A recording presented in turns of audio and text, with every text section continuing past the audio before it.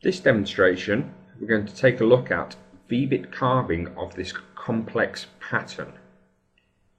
So first of all, I have some pre-created vectors which I'm just going to drag a box around to select all of them.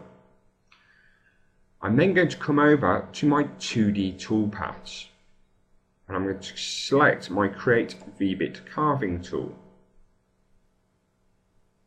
Now in the carving tool you have the option to run a roughing tool as well as a carving tool. In this instance I'm just going to be using a V-bit carving tool. I'm going to select the tool here and scroll down till I come to my V carving tool section, in which I'm going to select this 32mm V-bit tool and hit select.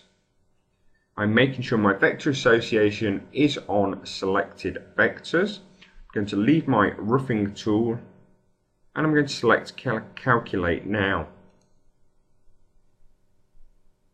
So it's quickly run a toolpath between the vectors, whereas if I switch over to the 3D view and click the cross to close my V-bit carving tool down, we can see exactly the toolpath it has produced and the amount of moves and air moves that have been produced.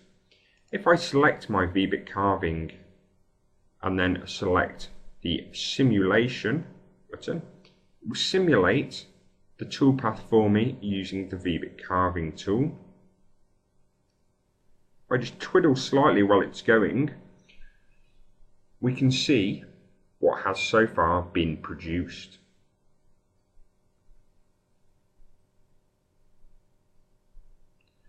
So the toolpath quite quickly will machine a pattern this complex using the V-bit carving tool to give you a very nice effect.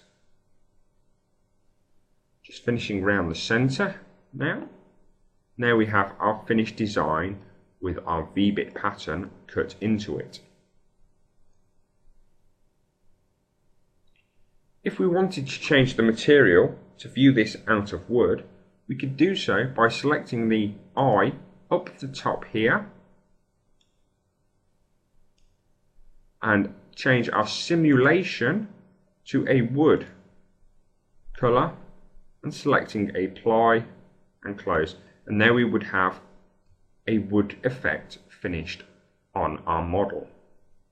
So this is using the V-bit carving tool to create a finished pattern from vectors.